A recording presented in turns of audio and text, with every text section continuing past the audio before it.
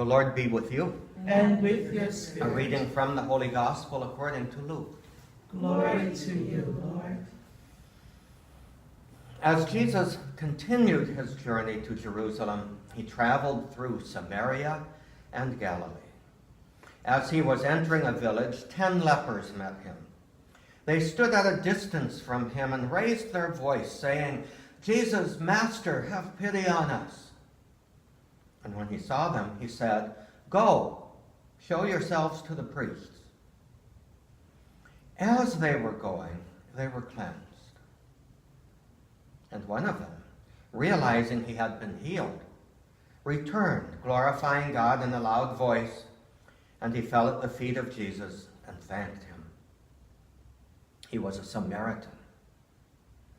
Jesus said in reply, 10 were cleansed, were they not? Where are the other 9? Has none but this foreigner returned to give thanks to God? Then he said to him, "Stand up and go. Your faith has saved you."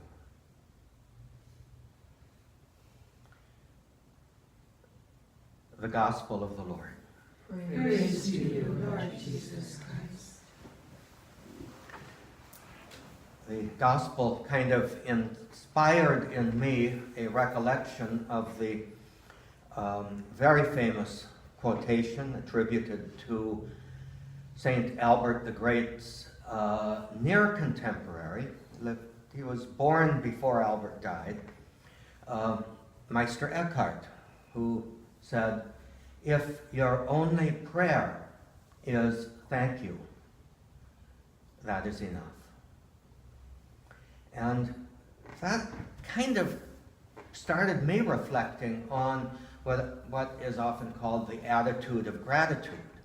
And the key element of our daily lives to be lived in union with God is gratitude. In fact, I think one could say that it has to be the start of everything else. If everything that we say and do, everything that we are, does not arise out of a sense of gratitude, in some ways it's faulty. And so that's something that has tried to guide my life very much, especially over these last few years, to look for the opportunities to say thank you and to let that prayer be sufficient. A great inspiration in this line was the Servite priest Marty Jenko, who was one of the early hostages in Beirut, Lebanon. And I got to know him quite well when he was at the Newman Center at USC. And he had a habit of anything that was in adversity, anything that went wrong. His first words out of his mouth were, "Thank you, Jesus." And he cultivated that. Obviously, he had it before, but he cultivated it during his year-long captivity in Beirut. And I think that that really had an effect on me.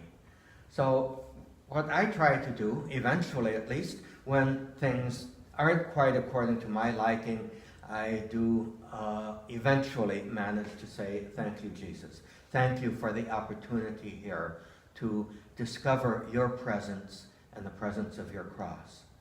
So it's easy to say thank you to the nice things. It's perhaps less easy to say thank you to the things that challenge us.